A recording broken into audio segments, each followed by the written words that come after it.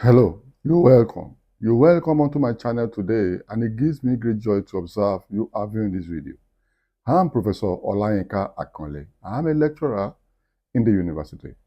On this channel, I do a number of stuff, but all the stuff I do on this channel, you can cluster them into four. But sociology and research are central to them. I also do content on relationship and migration. Meanwhile, if you have not subscribed to this channel, what are you waiting for? Kindly go ahead and click subscribe on your screen right now to subscribe to this channel. So you might be alerted every time I drop content, and I drop content as regularly as possible. I've been dropping videos on the founding fathers or contributors to sociology for a period of time now. So I've dropped contents on Ibn Khaldun, I've dropped content on August Comte, I've dropped content on Taco Parsons, Emile Durkheim, C. Wright Mills, Max Weber, Karl Marx, and and Charles Ogden Cooley.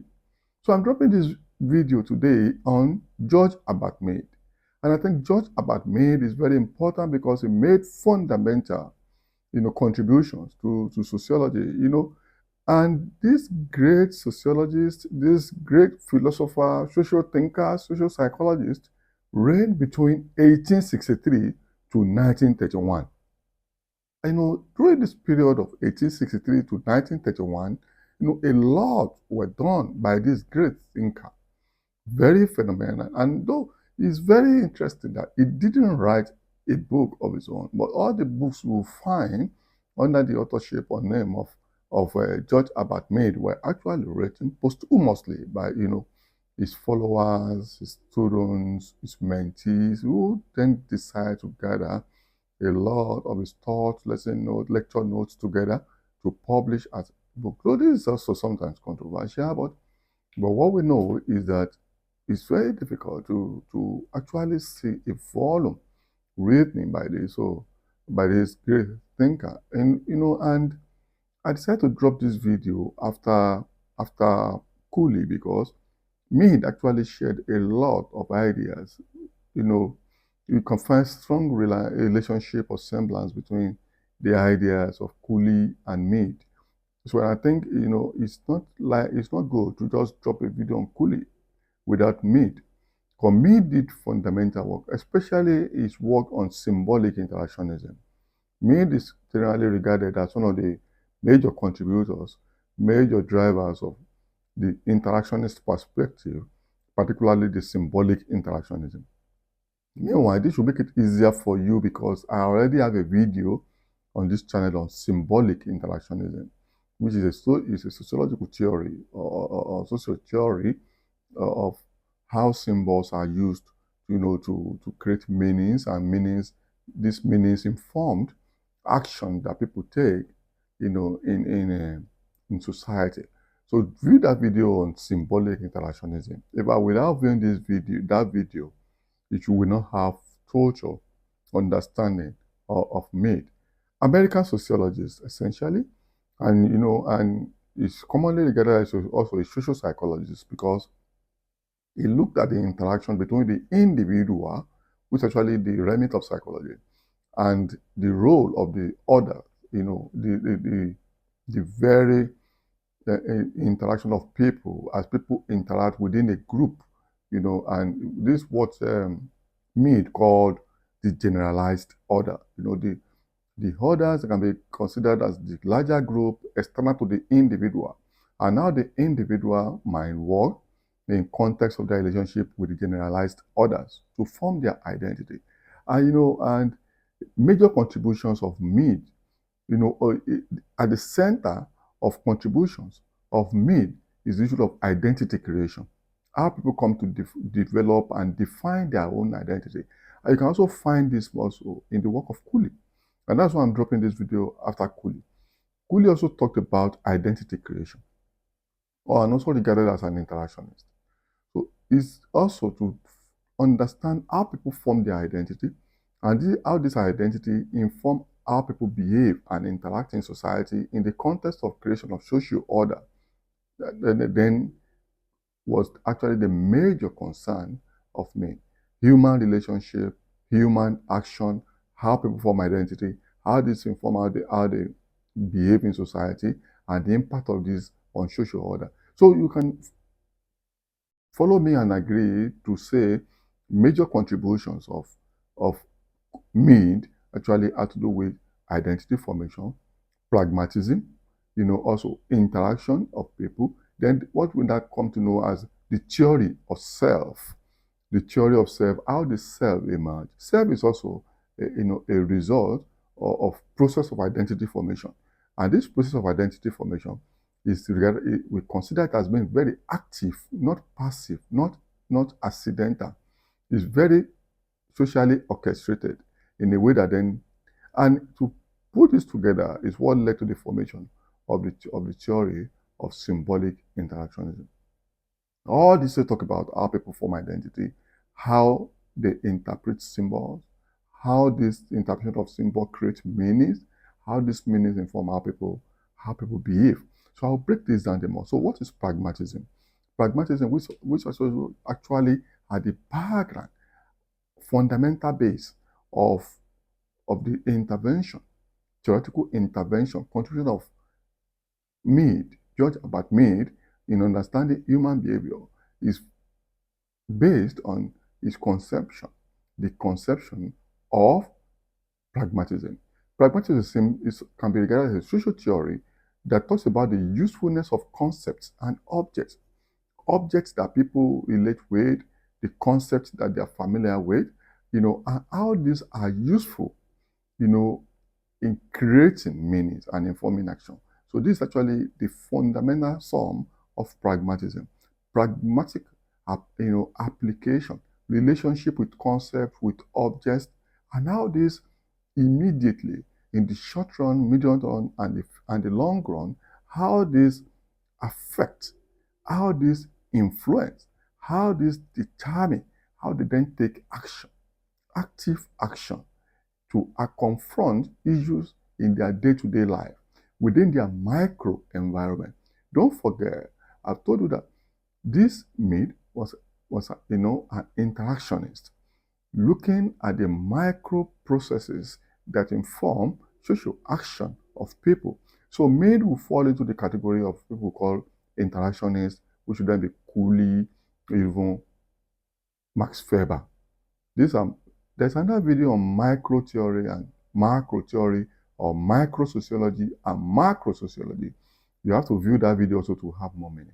That's pragmatism. Then we'll talk about the issue of symbolic interactionism, which talks about how meanings developed in social context. Social context means in the process of relationship of people in society.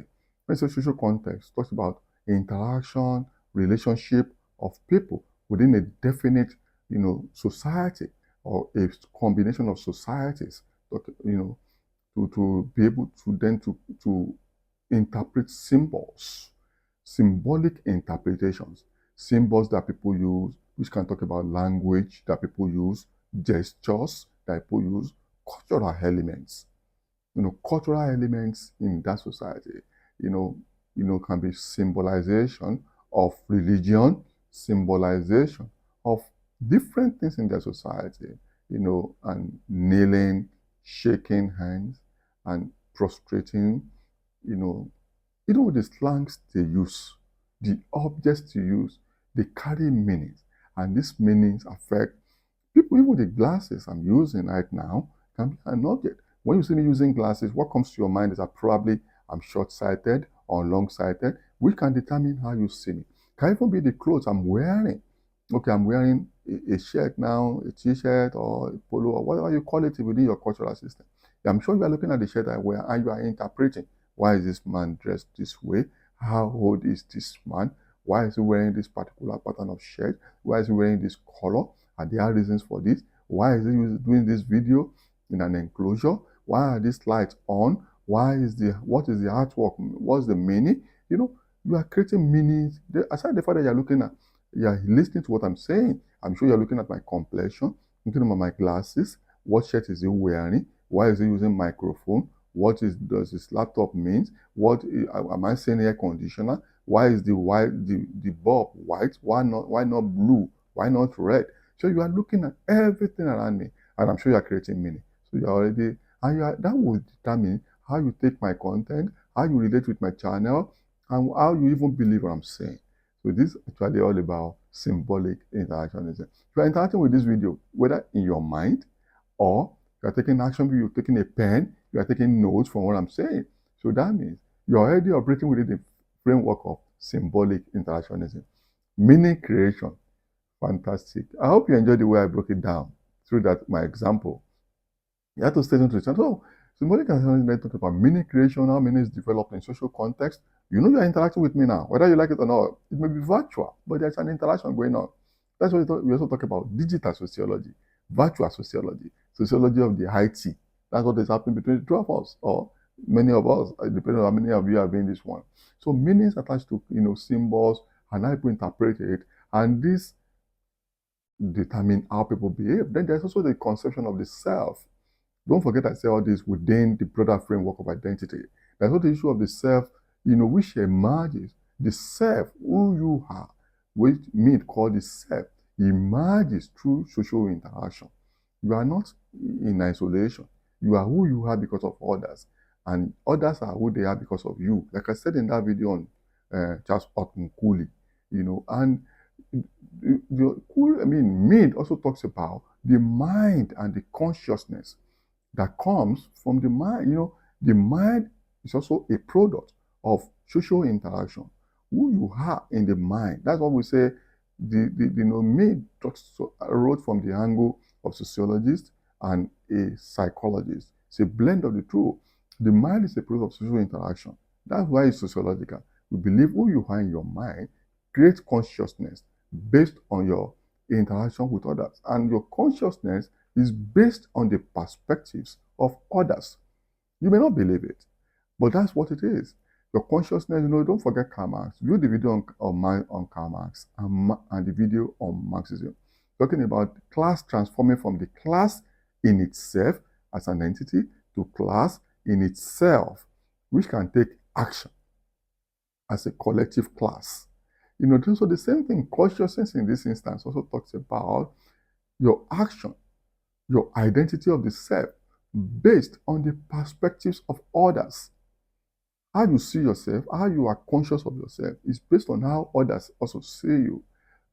Act the way you want to be reacted to, dress the way you want to be addressed. All these are about moving from the self as identity to consciousness of the self as an active agent. So the self, according to Mead, is then divided into two: the me and the I. The me and the I. The self is an embodiment of two entities, making the individual, determining how the individual relates in a group. So the me, talks about, according to Mead, the me and the I are relevant and take shape in relationship with the generalized others. Don't forget what I've said. The opinions of others, the views of others, we talked about the generalized self. The generalized others, it inform the self. The self is then divided into two analytically and in terms of activity. So the me, which we usually consider as the not very active self, which we usually consider as the passive sex, the passive self. For that means Professor Olayinka Akanle has an identity. Okay, I have my name, and then that my name, also is a reference to who I am, which is the self. And myself now is a function of generalized others. I'm from a culture. Even it's that culture that informs the kind of name I bear.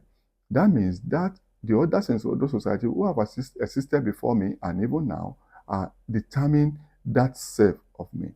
So I'm Olayinka Akanle. I'm a sociologist because you are also who you are. Probably a sociologist, a psychologist, a philosopher, or whoever you are at this time. I'm relating with you. At the same time, I'm relating within my culture. I'm doing what I'm doing because it's expected of me as a professor of sociology to impart, to give knowledge, to profess. That's why I'm relating. And the people have defined me as a sociologist, a professor of sociology, and therefore I must act as a sociologist. It's also myself. And even my identity now can be divided into two.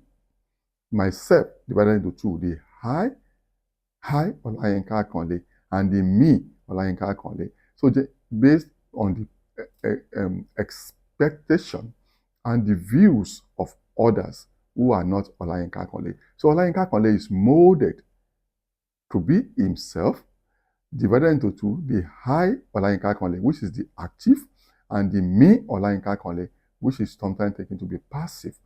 Now, after breaking it down in that way, so the me then talks about the observation of others and internalization of the views of others. What I observe from others and how I internalize their views, their ideas, their expectations, their perception of me in a passive way. I use that one to internalize and observe and form myself passively. Is there, sometimes dormant. Now the I is the active, which means how I then interpret the external ideas, external perception, external expectation, and determine how I react in active way. Me means I've internalized, I've observed the views of others. Now the I now, after the internalization, I then processes it. I then interpret the internalization. I then act. So the active me is the I. But the passive me takes it in and processes it. The views of others. Okay, this is what they think I should do. Okay, that's fine. Now, when I then react, depending on the situation, that is the I. So, the active thinking self, is the I, which is very important to us as sociologists. As you are processing it that at the level of me, that may be essentially psychological, but when you act, when you think and you react and you act actively, that becomes of interest to us, more of interest to us as a sociologist. But sociologists also want to know why you act or why you have acted the way you have acted. We look at your social environment, social context, socialization. There's a video on socialization processes. View that too. We then look at your socialization process to see maybe there's something that has informed your formation of the me that inform your I in acting and your then or taking it to understand yourself and the overall identity. Wow, I enjoyed myself. Kindly click subscribe to be alerted for further videos. Bye for now.